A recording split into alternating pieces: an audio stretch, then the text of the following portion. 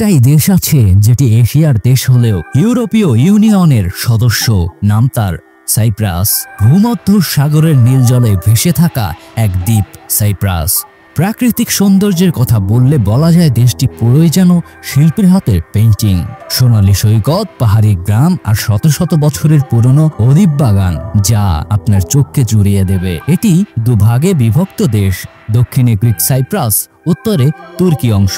এই দ্বীপের প্রধান ধর্ম গ্রিক অর্থোডক্স খ্রিস্ট ধর্ম, তবে তুর্কি অংশে ইসলাম ধর্মের মানুষরা থাকে। সংস্কৃতিতে মিশে আছে গ্রিস, তুর্কি আর মধ্যপ্রাচ্যের ছোঁয়া, যা সাইপ্রাসকে ইউনিক করে তুলেছে।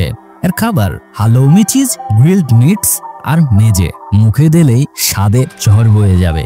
এশিয়ার প্রান্তে ইউরোপিয়ান লাইফস্টাইল, সাইপ্রাসে গেলে সেটা নিজেই বুঝবেন।